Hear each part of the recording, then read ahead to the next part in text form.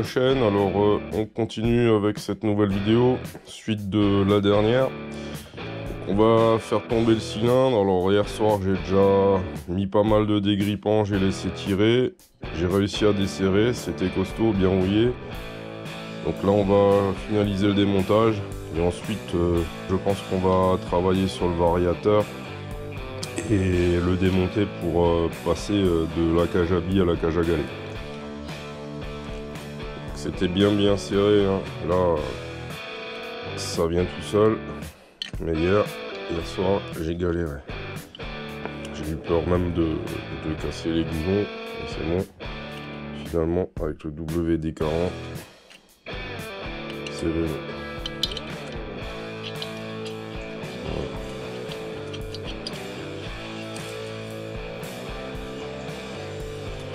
On a un joint alu.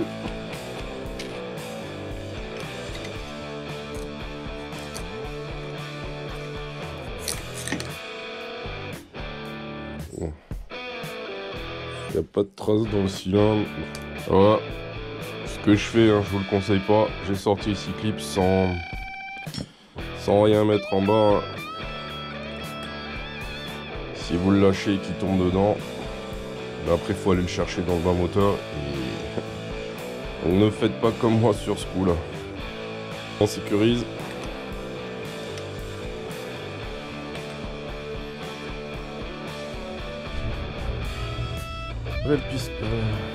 L'axe de piston. Voilà. On poursuit avec le démontage du variateur. Donc l'idée, la rondelle qu'il faut serrer pour desserrer. Ensuite la flasque fixe qu'il faut desserrer dans le sens normal. Pour accéder à la première partie là, il va falloir ensuite démonter la dernière partie pour accéder à la rondelle qu'il va falloir sauter. Donc pour garder la pleine plage une fois qu'on va installer, qu'on va passer des billes au galet. Cet écrou là, j'ai réussi une fois à le faire sauter avec une multiprise, mais s'il est vraiment serré, s'il a été serré à la clé à choc, hein, c'est compliqué sans utiliser le même outil pour démonter.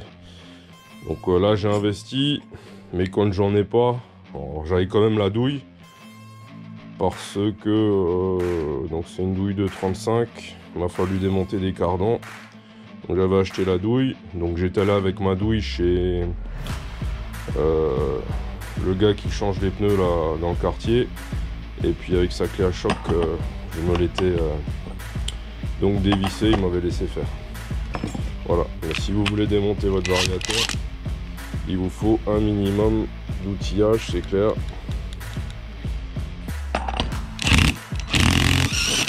Voilà, donc avec la clé à choc, ça va tout seul. Et maintenant, il faut dévisser celle-là. Alors j'ai déjà fait un tuto complet hein, pour démonter le variateur, je vous mets le lien dans la description. Donc là l'idée, tout ce que j'ai, c'est une clé de filtre à huile que j'ai rallongée là, système D. D'accord. Et puis je vais essayer de bloquer ça avec de la chambre à air. Et après il va falloir bloquer l'embrayage pour avoir suffisamment de force.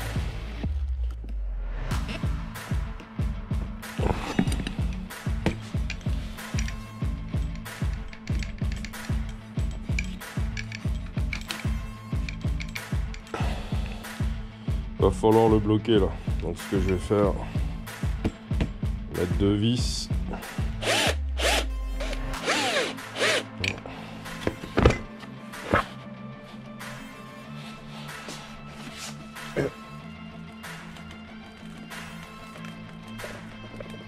Première tentative, les vis sont cassées. Deuxième tentative, je l'ai mis dans l'étau, je voulais pas. Mais... ça marche pas non plus.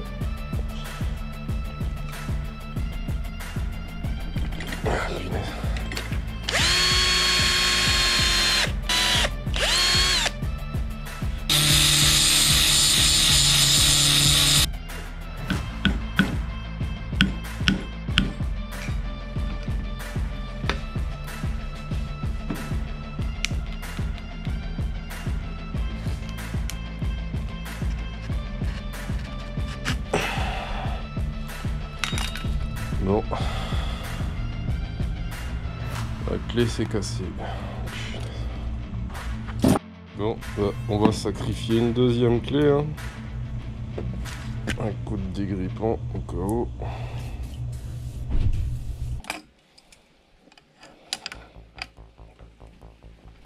Allez, on y croit. Bon, bah sur ce coup-là, c'est la pince. Bon, bref.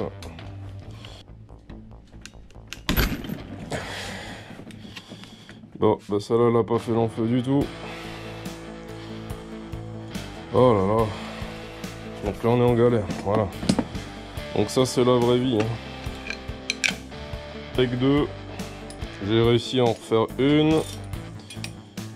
Je vais chauffer là. Pour voir si ça peut aider. 3e essai. Essayer d'accompagner avec la main droite. Oh punaise. Oh.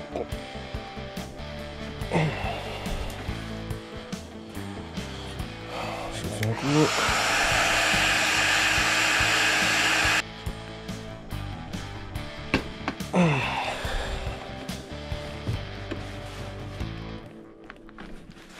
Bon. Il va falloir que je m'achète quelque chose avec une chaîne. Et là, c'est mort. C'est mort, c'est mort. Bon, ras-le-bal, j'ai pas envie d'aller faire une course spéciale. On va faire 2 entailles et on va taper.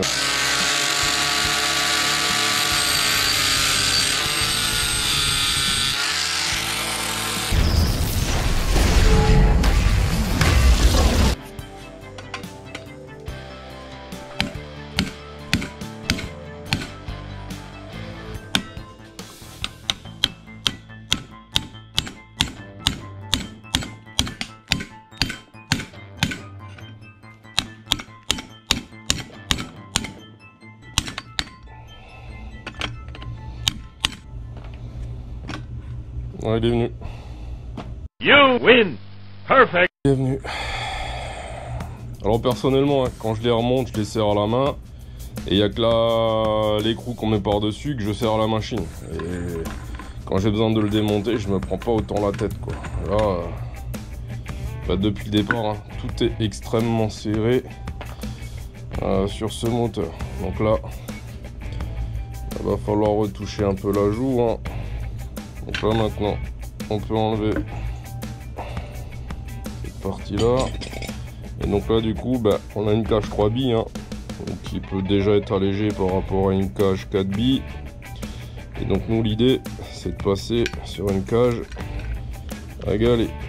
Et pour passer sur la cage à galets, vous voyez ici, là, en fait il y a une rondelle là, qu'il va falloir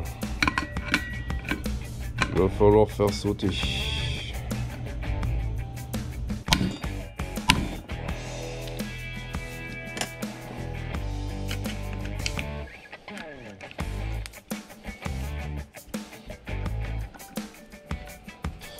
Bon, voilà.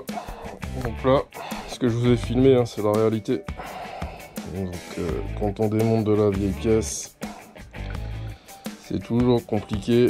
Donc j'ai commencé à 9 h, là il est 11 h. Donc ce que j'avais compté, enfin ce que j'avais prévu de faire en une demi-heure, bah finalement, toujours pareil. Il en faut beaucoup plus. Après, bah, comme plein de gens, hein, c'est de la mécanique amateur, on n'a pas forcément les bons outils.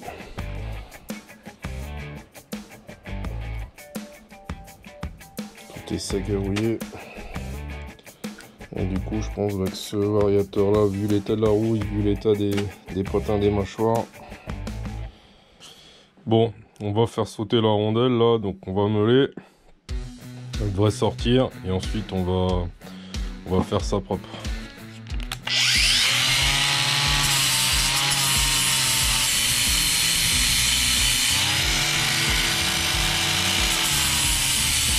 Bon, voilà. Donc elle est sortie tout de suite. Donc si vous voyez là, il y a encore à peu près 1 mm. Et donc ça c'est ce qui va permettre d'avoir la full plage. avec les galets et d'avoir le variateur complètement fermé.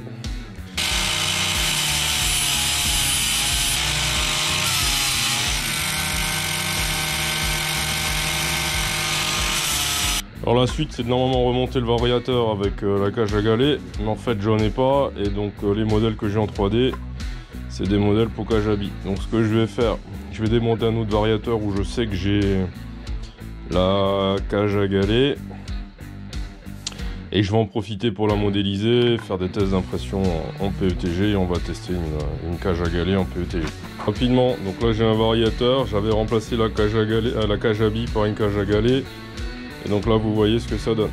Vous avez 1 mm, c'est ce que vous perdez ici, donc votre courroie elle est légèrement plus haute au démarrage. Donc là l'idée, le fait d'avoir sauté la rondelle, c'est pour rattraper ici cet écart là et gagner et pouvoir faire descendre la courroie correctement.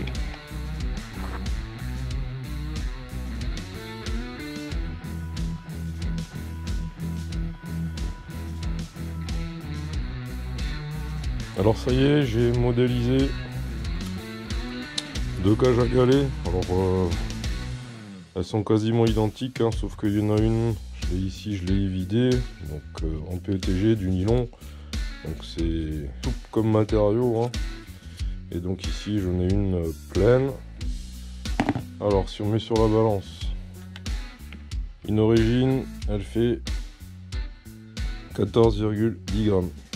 Les vidées, elle fait 22,11 grammes et la pleine elle fait 38,6 grammes. Donc ça c'était un premier jet, hein. C'est après que j'ai pensé à les vider. Au départ je l'ai fait pleine pour me dire qu'elle serait plus costaud. Celle-là je vais pas l'utiliser. Donc ce qu'on va faire, on va tester celle-là. On va monter celle-là. Là, ouais, 6 grammes. Je vais remonter tout ça. Je sais pas ce que c'est. Oula, là, j'ai des 8 grammes et demi. Ouais.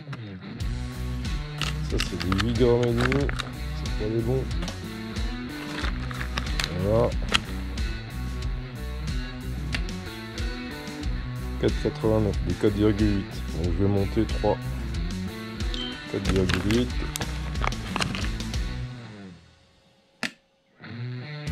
4,92.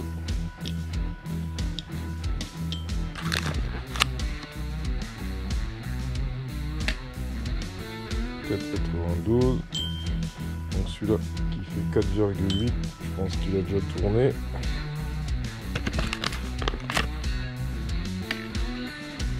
« 4,93, 4,92 et un 4,93.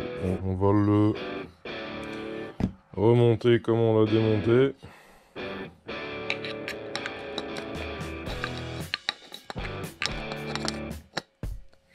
Mettre de l'halo petite pour faire tenir les vis.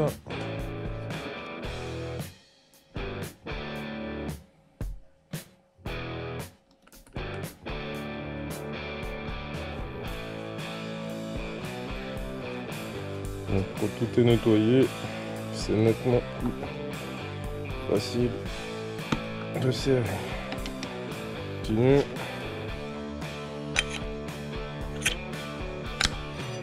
Voilà.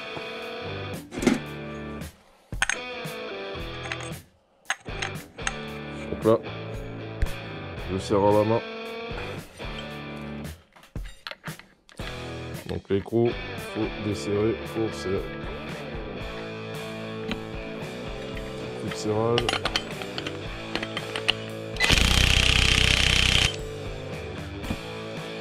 Alors moi ce que je fais là, comme je l'ai nettoyé pour le graisser, je vais utiliser pas de la graisse normale, mais je vais mettre de la graisse pour chaîne de moto.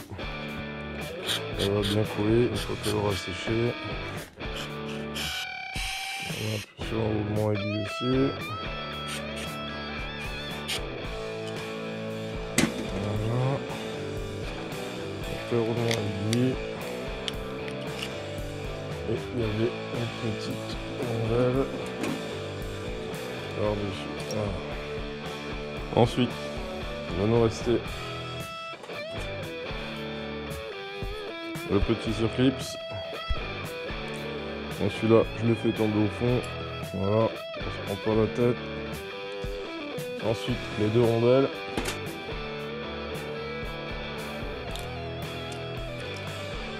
Et le grand circlips.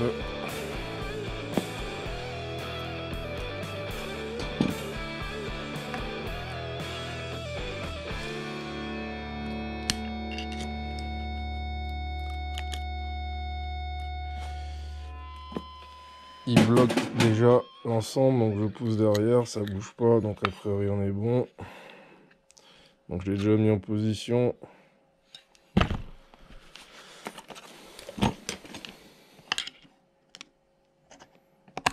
Voilà. Je le mets bien en position. Et donc là, l'idée, c'est que je remets la flasque par-dessus. Et donc là, il n'y a plus qu'à l'enficher. Le circlips de derrière va se prendre sur la gorge et normalement, il devrait être bloqué. Voilà, donc là, on a remonté le variateur. Il va falloir attendre pour les tests. On va s'arrêter là pour cette vidéo. Et donc, vidéo suivante, on va essayer de faire la métrologie et de monter le haut moteur. Et ensuite, d'assembler variateur et allumage sur le moteur pour avoir un moteur complet. Voilà, merci d'avoir suivi jusqu'au bout et je vous dis à la prochaine. Bye.